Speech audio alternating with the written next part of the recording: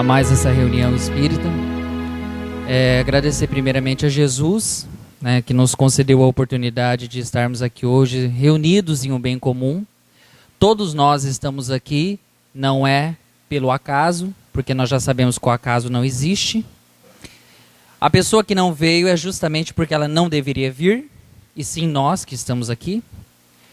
Quero agradecer também pela equipe da casa, que fez um convite sempre muito fraterno para estar participando. Agradecer ao coral que belamente fez uma introdução que com certeza harmonizou a todos nós. E o evangelho da noite é do capítulo número 11, tá? Amar o próximo como a si mesmo. Esse evangelho ele tem várias subdivisões. Eu acho que ele merece uma introdução para a gente pensar por que nós estamos aqui para nos evangelizarmos, vamos assim dizer, para nós escutarmos os evangelhos. Eu não sei se vocês têm percebido como que o mundo ele tem se modificado, como que as gerações, os problemas sociais, as crises têm se intensificado. Então, cada vez mais, os seres humanos eles estão, através justamente desses percursos, começando a despertar para outros pontos para uma era de modificação. Então, muitos de nós que estamos aqui hoje, buscamos as casas espíritas por algum tipo de aflição, outros por curiosidade, outros por realmente buscar algo que esteja diferente daquilo, que seja uma resposta apenas. O Espiritismo, então, ele vem nos brindar com uma grande oportunidade de crescimento. Então, imaginemos da seguinte forma. É praticamente impossível que nós, que estamos aqui hoje falando a respeito do Evangelho, pensemos que só exista nós no mundo, que só exista uma única oportunidade de crescimento e que só exista uma única forma de viver e que só exista uma única razão para viver. No nosso planeta, nós temos em média, pela geografia, 3 oceanos, 7 mares e mais de 7 bilhões de pessoas no mundo. Nós temos, acima dessas informações, quando nós enxergamos, não é, pela astronomia, a olho nu, cerca de 5.000 estrelas que nós enxergamos. Além disso, muitas outras coisas que estão muito além da nossa galáxia, que estão muito além da nossa compreensão, que o homem tem ido buscar de uma forma muito forte. Só que a gente não precisa nem ir muito longe para a gente perceber que existem outras coisas que precisam ser buscadas. Vejam bem, nós temos um universo dentro de nós. E não estou falando só do universo das células, não estou falando só do universo, do funcionamento do nosso corpo, que é a máquina mais bem elaborada de que nós conhecemos do universo. Mas eu estou falando do universo que envolve tudo que se refere aos nossos pensamentos, a nossa maneira de ser, a nossa maneira de acreditar. E esse universo, ele tem cada vez mais sido procurado pelas pessoas. Por muitos da psicologia, nós estamos vivendo a era da ansiedade, a era da depressão. Muitos de nós estamos enriquecidos em âmbitos financeiros, mas miseráveis em âmbitos sentimentais. Muitos de nós pensamos que deficientes são somente aqueles que recebem a nomenclatura por estarem com alguma diferença físico-corporal. E na realidade, todos nós que estamos aqui, encarnados na Terra, somos deficientes. Todos nós temos alguma deficiência. Um pode ter uma deficiência motora, mas eu posso ter uma deficiência moral. Então, pensando em todos esses percursos, é logicamente que há mais de 19 séculos veio o exemplo mais perfeito que podia existir na Terra, que nós denominamos de Jesus Cristo. Jesus Cristo, então, ele veio de uma certa maneira em que o mundo estava numa calamidade que carecia de um certo exemplo para que as coisas pudessem se tornar diferentes. E Jesus, quando ele veio, muitas pessoas, muitas religiões, muitos estudiosos falam que ele veio contradizer a visão disciplinadora de Moisés. Pelo contrário, ele veio complementar, mas apresentar e desenvolver outros pontos. E um ponto essencial que Jesus nos colocou, foi justamente no momento em que na parte do Sermão da Montanha, ele pronunciou a palavra amor. A palavra amor, então, ela já nos é conhecida há muitos séculos. Todos nós que estamos aqui, certamente somos espíritos milenares. Nós já vimos, sentimos, revivemos, sofremos e estamos seguindo, norteados também pela busca desse sentimento. Então o Evangelho, justamente no capítulo 11, que parece-me que a cargo é muito interessante que seja o 11º, porque depois dele vem amai os vossos inimigos e anterior dele vem sobre a misericórdia. Vem dizer para nós amarmos o próximo como a nós mesmos. Só que o que seria esse amar? Esse evangelho, eu acho que ele traz para nós duas concepções, não digo nem concepções, duas circunstâncias que merecem que a gente discuta. A primeira são as decepções pessoais, o qual esse evangelho vem nos ensinar. E a segunda, muito latente, que se chama o alto amor. Por quê? Esse evangelho, dentro das suas subdivisões, ele fala sobre o mandamento maior, ou o maior mandamento, certo? Esse maior mandamento seria que nós temos que amar a Deus acima de todas as coisas e amar o próximo como a nós mesmos. Só que daí, quando nós começamos a estudar o Espiritismo ou qualquer outra religião, e até mesmo alguns estudos de seitas, nós nos questionamos, será que nós amamos Deus? Será que a gente sabe o que seria amar? E vejam bem que eu não estou aqui como um dicionário que vai dar uma resposta definitiva. Mas eu quero, de uma certa maneira, incitar em vocês uma preocupação com a leitura desse evangelho. Porque as pessoas acham que ler o evangelho, ou estudar isso, mas William, como eu escutei na semana passada, em uma outra cidade, eu vou estudar evangelho, coisa que já foi escrita há mais de não sei quantos mil anos. Hoje nós estamos numa nova época. Mas para eu compreender as minhas modificações interiores, eu tenho que entender outros percursos que ocorreram. Nós temos alguns amigos espirituais, como Lamennais e Fenelon, que eles falam da seguinte forma, que o ser humano, Deus deu a oportunidade de que acendesse essa centelha divina em nós, que é o amor. Então, desde a origem, desde a nossa criação, nós temos essa centelha em nós. Só que nós temos que desenvolver. Vamos imaginar da seguinte forma. Quando nós estamos querendo construir a nossa casa, a gente não parte de um momento para chegar no objetivo? Quando a gente está começando a estudar na escola, a gente não parte de uma fase para a gente chegar a um objetivo? Isso daí não vai ser diferente para a gente conquistar o que é o amor. Pela seguinte maneira, porque o amor ele é trabalhoso. Ele é um sentimento que nós temos, mas ele precisa ser desenvolvido. Então o homem, quando criado, ele estava muito envolto dos instintos animais mesmo. E a partir desses instintos, conforme os desenvolvimentos das encarnações, ele foi adquirindo sentimentos. E esses sentimentos foi, de uma certa maneira, tirando ele um pouco de perto do ponto de partida, para que ele pudesse chegar a um ponto de chegada do qual nós também não sabemos qual será ele. Mas aí a gente tem que parar para pensar. Se nós estamos aqui hoje, o Evangelho ele vem para nos ajudar a compreender o ponto de partida, para saber quem somos nós hoje e para a gente entender aonde a gente quer chegar.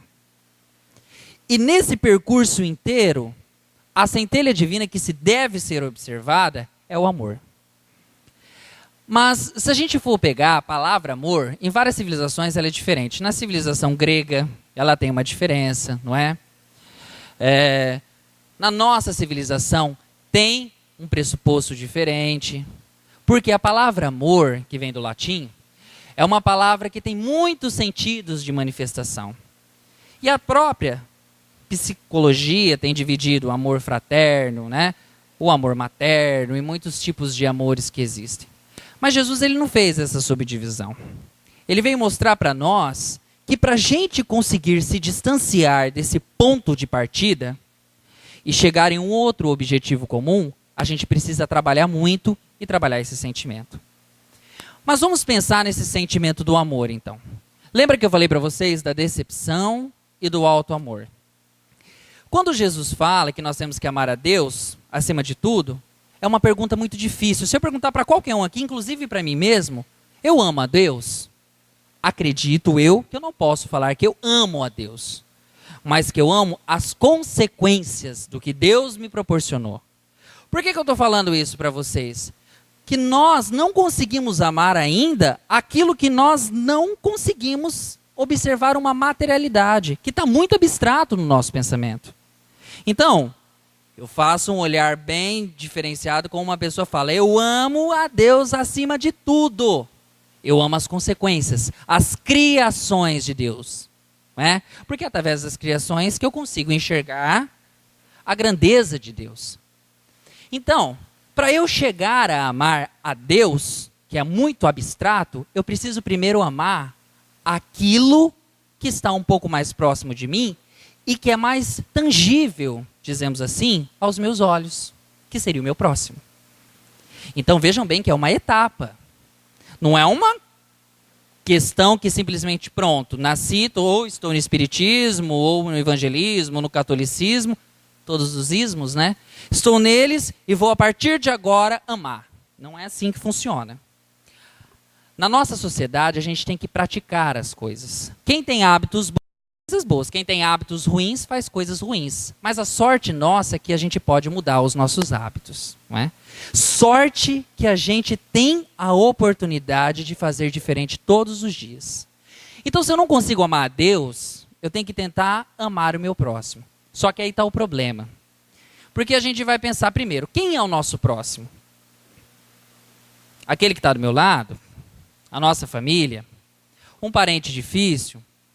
Um amigo do trabalho? O nosso próximo é a humanidade. Não tem como a gente definir o que seria esse próximo. Mas são todos aqueles sujeitos que compõem a nossa chamada humanidade.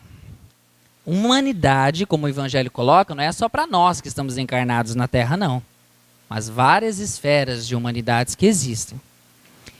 Mas para a gente amar esse próximo, percebam que nós precisamos também nos livrar de alguns outros sentimentos que parecem que por causa dos instintos, eles teimam em prevalecer dentro da gente.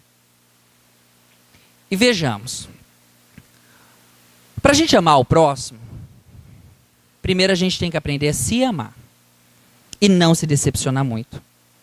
E agora, uma declaração própria que eu faço, né, é que eu descobri, por esses dias, que eu ainda não sei me amar. Que eu não sei o que é auto-amor. O auto-amor, porque as pessoas às vezes chegam para mim, tomando referência, como uma palestrante de Bauru, chamada Daniele Antunes, e a gente discutindo sobre isso, ela até me questionou, falou assim, William, mas às vezes o amor é isso, o amor é aquilo, nós discutimos no estudo, e na saída do estudo, uma pessoa me indaga o seguinte, você não acha que quando você fala de auto-amor, você está falando de egoísmo?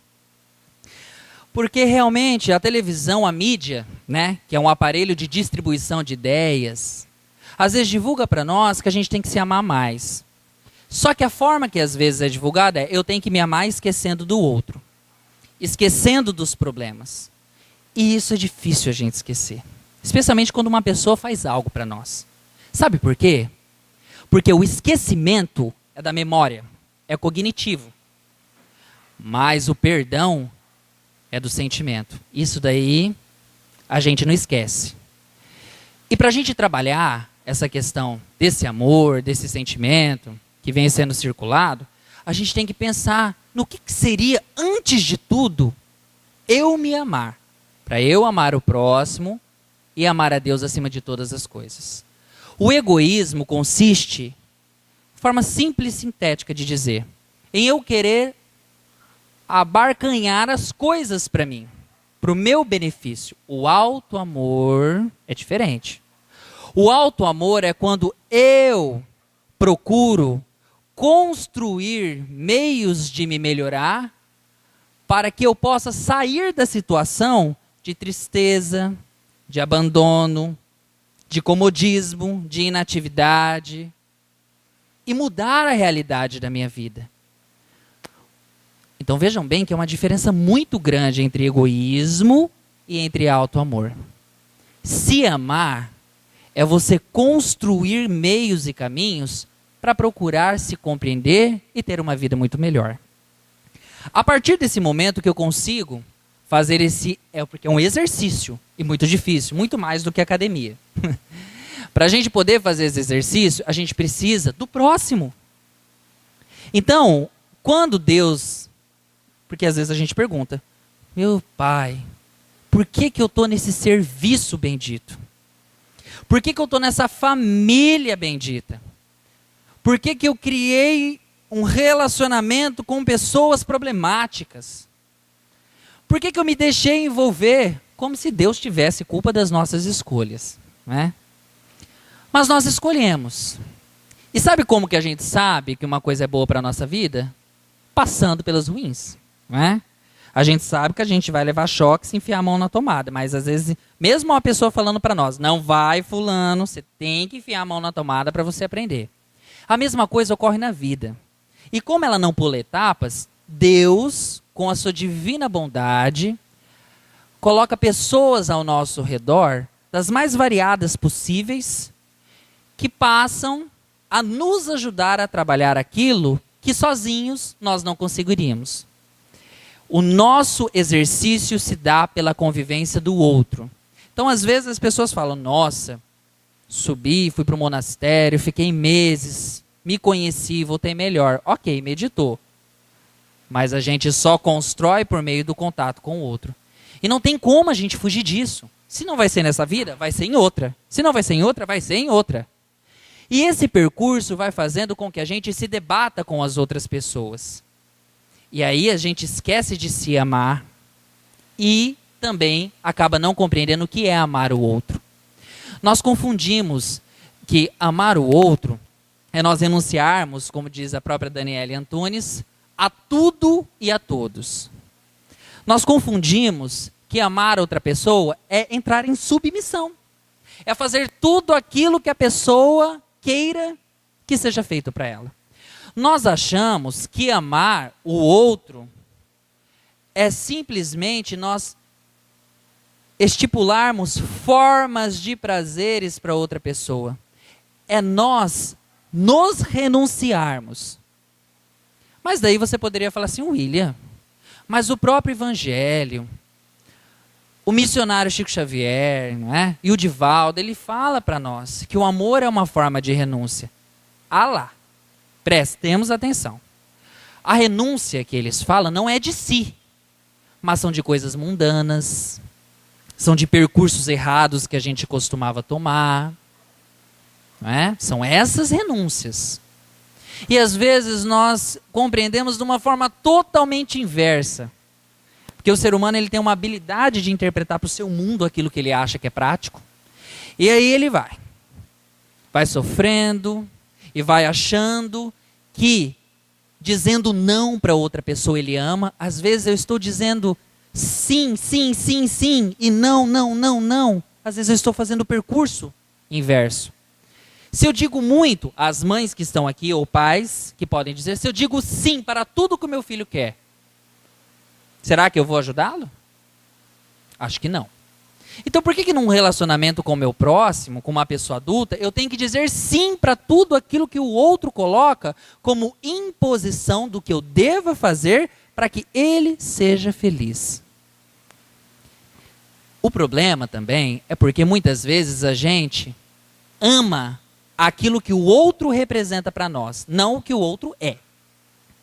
Vejam bem, nós temos, de certa maneira, uma persona, que na Grécia Antiga era chamado de máscara, que as pessoas do teatro, elas vestiam, né, essas máscaras para elas poderem encenar personagens no dia a dia.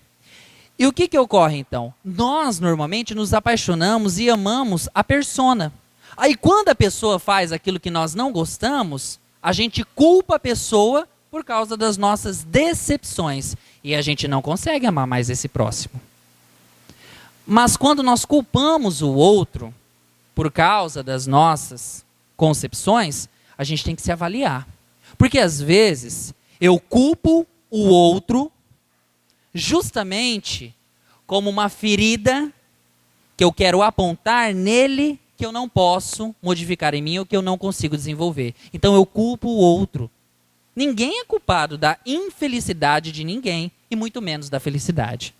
A felicidade é algo que é próprio do ser. Então, se nós imaginarmos dessa maneira, será que nós estamos amando as pessoas ou aquilo que elas representam para nós? Será que nós estamos partindo desse ego? Porque tem pessoas que amam o ego, não é? Amam ser aquilo que representam para a sociedade. Amam fazer determinadas atitudes que acham que é positiva para a sociedade. Mas esquecem-se das famílias, dos detalhes, dos esfomeados, dos infelizes. Aí fica difícil a gente amar o próximo. E percebam que cada vez que a gente vai se anulando, vejam bem que o anular que eu estou falando para vocês não é deixar de fazer as coisas, tá? Mas simplesmente boicotar a si mesmo. Vou dar um exemplo aqui que me reflete uma falta de auto-amor grandíssima. Conheço o Espiritismo. Aí eu falo o seguinte, bom, hoje eu vou lá no centro, vou estudar para eu me instruir, auto-amor, para eu agir melhor com a minha família, com a sociedade. Mas não é para também ficar se boicotando, porque o Espiritismo e as religiões, eles vieram para nos apontar direcionamentos e luzes para o nosso meio. Não como um Deus castrador que vai impedir o que a gente tem que fazer. Porque tem muitos colegas, amigos e conhecidos meus que eles falam, William, eu não vou no Espiritismo, porque tudo que eu vou no Espiritismo, eu não posso fazer. Então eu vou lá, para quê?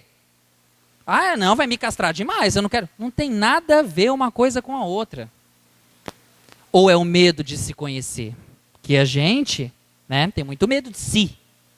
A gente julga, fala do outro, mas a gente tem medo de se conhecer. Então, às vezes a pessoa vem aqui e vê ainda, porque nossa formação, querendo ou não, social, a nossa formação empírica da sociedade, ela é baseada em funções castradoras. Então, nós vemos o Deus como uma forma punitiva. Então, se a gente vem para cá e aí chegar aqui o Willy e falar, ó, você não pode fazer isso, porque ele é palestrante, e a pessoa sair daqui e fizer, ela vai se sentir muito mal. Não é assim que funciona. É a prática diária que vai dizendo para nós, em cada ação que nós estamos fazendo, pela sentinela que nos foi colocado, que se chama consciência, o que nós devemos ou não fazer.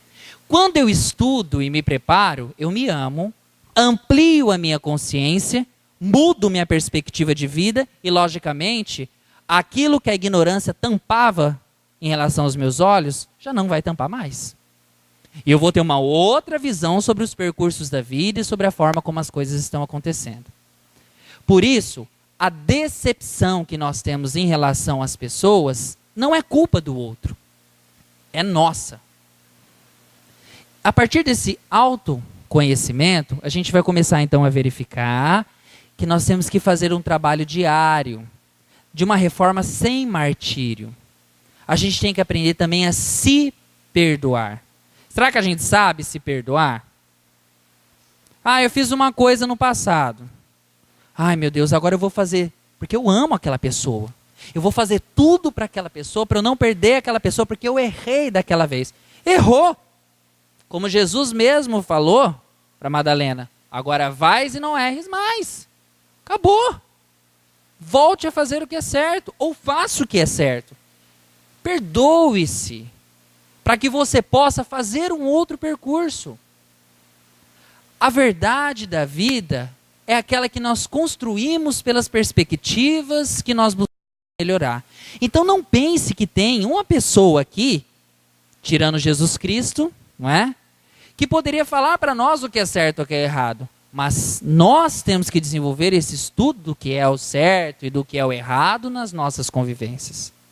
E aí quando nós aprendermos a se auto-perdoar, a ver, poxa, sou imperfeito, mas não como justificativa, tá? Porque tem maridos, esposas, homens e mulheres que falam o seguinte: eu errei, eu sou imperfeito. Não, para. Não é isso. Isso não pode ser justificativa, tá? Mas nós temos que entender que pela imperfeição que nós temos, nós vamos errar. Vocês já imaginaram para pensar que hoje na Terra, o que a gente pode pensar que a gente está fazendo que é certo, pode ser que num mundo de regeneração, nos mundos felizes, seja completamente errado? Às vezes a forma que a gente age pensando que é caridade, pode ser que num outro momento da era da humanidade já não seja mais, como muita coisa mudou. Então, eu preciso também me atualizar e mudar a realidade da minha vida. O ser humano, ele nunca deve parar de se desenvolver. Como eu ouço algumas pessoas falando: nossa, já foi o suficiente para eu vir. Aí, esse evangelho vem falar então: bom, se você também aprende a se perdoar, a se amar, aí você vai ter condições de amar o próximo, porque daí você vai compreender as sutilezas, as deficiências, as falhas, o ato do outro ser humano e absurdamente começar a verificar que a outra pessoa, ela merece o nosso perdão. E que nós não somos deuses para também julgar aquilo que uma outra pessoa fez ou não. Porque a gente faz o seguinte, isso é um fato e eu falo por mim. Perdoei. William, você perdoou aquela pessoa? Perdoei. Mas eu nunca vou esquecer o que ela me falou. Que perdão é esse? Que forma de perdoar é essa? Não é? Então eu acho que a gente tem que mudar esse plano. E uma das coisas também é nós verificarmos que para amar o próximo, a gente também não precisa só andar com pessoas ótimas. Veja bem, Jesus não andou com os melhores não, mas ele era uma pessoa excelente. Nós temos que acender a nossa luz para as outras pessoas se desfrutarem do nosso conhecimento. Então não tem que participar do meu crescimento e querer amar outra pessoa só porque a outra pessoa pede alguma exigência de mim ou porque eu acho que eu tenho que fazer aquilo para fazer o outro feliz. E é tão interessante essa questão do amar o próximo, que nós, quando vamos fazer a caridade, especialmente em muitas casas espíritas, digo isso por pesquisas, às vezes nós contamos os números de pessoas e casas que são visitadas e são ajudadas, mas nós não nos preocupamos se realmente houve uma assistência em cima daquilo. Nós confundimos a caridade, o amor ao próximo, com um assistencialismo exagerado, que não é esse também, a meu ver, o objetivo do que seria amar o próximo. Então, amar o próximo é querer para ele tudo aquilo que nós gostaríamos que o outro fizesse para nós. É assumirmos que nós temos uma responsabilidade em ajudar o outro também a crescer. Então, se eu não tenho coisas boas para falar para as pessoas, eu tenho que ficar quieto. Faço uma prece. Mas não existe uma forma de nós não ajudarmos e não amarmos uma outra pessoa, desde o mais ínfimo ponto que seja. Ninguém é 100% ruim, nem os maiores criminosos que a nossa era já pôde contar. Todos eles são e têm alguma essência de bondade. Por isso que a Madre Teresa, ela falava que nós temos que amar até doer. Mas não é a gente ficar mal, de cama, acabado. Ai, eu estou amando até doer. Estou morrendo por causa daquela pessoa. Não é isso. Amar até doer quer dizer que você faz um esforço além do que você já está acostumado em compreender o próximo, em assisti-lo nas suas necessidades, em verificar os seus infortúnios ocultos, que é o que relata em outro capítulo do Evangelho. O que seria isso? Às vezes a pessoa, a gente vê essas calamidades, que nem houve a queda do avião, a gente, nossa, se compadece, meu Deus, a gente tem que amar aquelas famílias, ajudar, mas e aquelas outras pessoas que estão dentro da nossa casa e estão com algum problema aqui dentro? Por isso que é infortúnio oculto, ninguém enxerga. Jesus, ele passava, ele tinha essa habilidade, porque ele era cosmovidente, mas nós não enxergamos. Nós temos que buscar observar. E nós temos essa possibilidade, a gente não pode simplesmente fazer isso. Virar a cara para tudo e achar que cada um tem o seu problema para resolver. Senão nós não veríamos em uma sociedade que se chama família. E para a gente pensar nessa questão do amor e do alto amor, nós vamos ver justamente que se eu quero que o outro faça por mim alguma coisa positiva, eu tenho que desenvolver isso aí numa prática. Como que eu vou fazer para desenvolver essa prática? Isso que é difícil, né? Às vezes as pessoas falam assim para mim, William, como que a gente começa a desenvolver essa prática? Pela prece. Mas eu não estou falando a prece da gente ficar com beatice. O que seria isso? Todos os dias eu vou rezar 25 Pai Nossos para aquela pessoa. Não é isso. A nossa atitude é uma prece. É muito melhor nós sermos um ateu devoto e cristão, em sentidos de atitude, tá? Porque tem pessoas que dizem que têm o ateísmo, mas em atitude são tão cristãos. E tem outros que dizem que são cristãos, espíritas, e na realidade não passam de hipócritas nas sinagogas, como Jesus colocava. Então, se a gente for colocar isso em pauta, a gente tem que agir. Mas esse agir não é para amanhã, não. Vamos começar a agir hoje, na nossa casa, fazendo uma prece com as nossas atitudes. Vamos tratar as pessoas que moram com a gente como se fossem visitas nas nossas casas. Quando as visitas vêm, o que a gente faz? A gente dá os melhores talheres, o melhor copo, a gente fala as melhores coisas. Vamos tratar os nossos familiares como as visitas, porque eles são a mudança que nós precisamos em nós.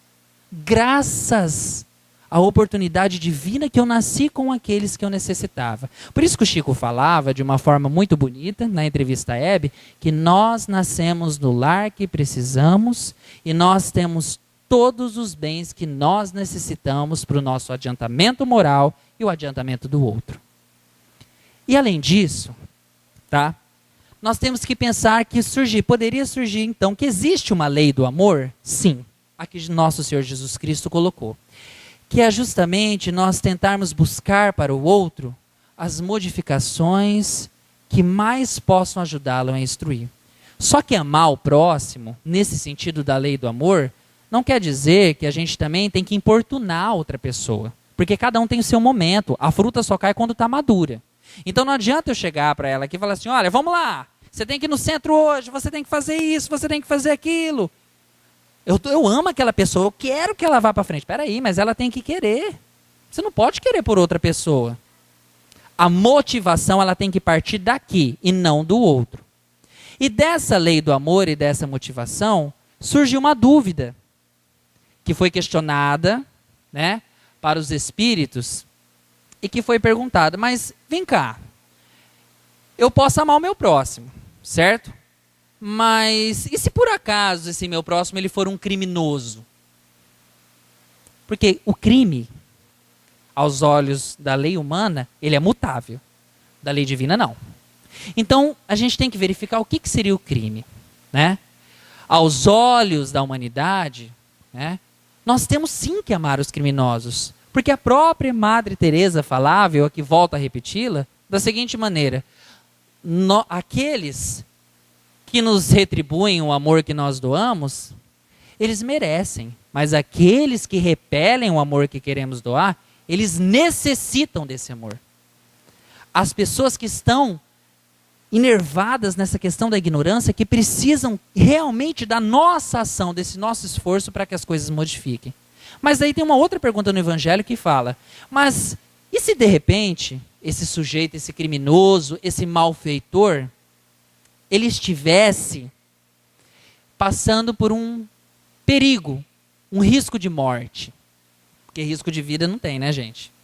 Tá? Porque risco de viver ninguém tem, né? Mas risco de morrer. Então, e se ele estivesse passando por um risco de morte, será que eu me colocaria no lugar dessa pessoa? Se na minha consciência eu estou fazendo o ato pensando no progresso e na ajuda daquele sujeito, então eu devo tentar ajudá-lo. E devo expor sim a minha vida por ele. Mas não no sentido de pensar no crime que ele fez, em quem ele se tornou, mas em pensar naquilo que eu posso fazer para ele enquanto exemplo de humanidade que eu possa seguir. Então vejam bem que amar o próximo não é muito fácil. Porque a gente primeiro precisa se amar. Para a gente se amar, vai um caminho. A partir disso a gente vai amar o próximo e quem sabe um dia a gente vai amar aqueles que se dizem os nossos inimigos. E para a gente pensar nisso daí e encerrar, por quê? Porque o amar os vossos próximos precisaria de um estudo muito grandioso. Porque o próprio Allan Kardec, tá? Na própria Revista Espírita, em 1853, ele coloca que o ato do amor ele deve ser estudado constantemente pelas nossas consciências e os nossos corações. Essa mensagem nunca esteve tão atual como no momento de hoje. Então a gente tem que sair do casulo, a gente tem que sair do nosso comodismo e a gente tem que se direcionar em prol do outro. A verdadeira realeza vai estar esperando para aqueles. Jesus, Deus, como muitas pessoas pensam, é para os fracos, para os inferiores, mas também para os fortes, aqueles que lutam e buscam. Albert Einstein falava que a quinta maior força de essência, de modificação do mundo é o amor. Um próprio físico falava. Eu quero encerrar para vocês com uma mensagem que o Divaldo Franco falou, para a gente pensar um pouquinho, tá, sobre esse sentimento, numa entrevista que foi dada na própria Mansão do Caminho, em que no final o entrevistador questionou para ele se ele gostaria de deixar alguma mensagem para as outras pessoas. Como a minha memória ela anda um pouco falha, né, pela idade, eu vou ler essa mensagem que é curtíssima, mas eu gostaria que vocês prestassem atenção, porque não é apenas uma mensagem, é uma receita do bem viver em relação ao próximo, ok? E ele se vira para o vídeo, debruça e fala da seguinte forma: gostaria de dizer que vale a pena amar. Se você não é amado, não é importante. O importante é quando ama. Não se preocupe com os inimigos. Todos nós temos inimigos. Mas isso é secundário. O importante é não ser inimigo de ninguém. Se alguém não gosta de você, o problema é dele. Mas quando você não gosta de alguém, o problema é seu. Então ame. Seja qual for a circunstância, o amor é o sublime elixir da plenitude para quem o esparge e para quem é dirigido. Então, como disse Jesus, amar a Deus acima de todas as coisas e amar ao próximo como a si mesmo. Ame-se também. Quando você se ama, você se instrui, você se cuida, você se prepara para uma vida feliz. E somente quando você se ama, que você é capaz de amar a outrem. Porque amando-se, você pode perceber as dificuldades que existem para o indivíduo. Abandonar as suas imperfeições, as suas mazelas e tornar-se a tolerância, a compreensão, a fraternidade, por fim o amor.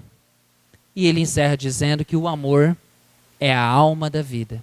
E eu concluo aqui a minha fala dizendo, ou complementando aquilo que o próprio Divaldo falou, tá? Que a gente ame da maneira como o próprio Chico falou, que amar o próximo como a si mesmo foi substituído por amar ao próximo como eu vos amei, como Jesus colocou. Porque se ele, que era grande parte da centelha divina, que para o encarne dele, é como se nós estivéssemos colocando a luz do sol, no livro A Caminho da Luz diz isso, a luz do sol dentro de um vaso de barro, para esse ser tão grande que veio aqui, que disse para nós amarmos o próximo como ele nos amou. Pensemos nisso e vamos refletir. Nós nunca vamos perder em amar. Quem quer muito ser amado é ainda psicologicamente infantil. Agora, quem ama já está um pouquinho mais distante daquele primeiro início que seria o objetivo da vida. E quem sabe, não digo daqui 1, 2, 3 encarnações, não é? Mas muitas outras, nós tenhamos a oportunidade de nós darmos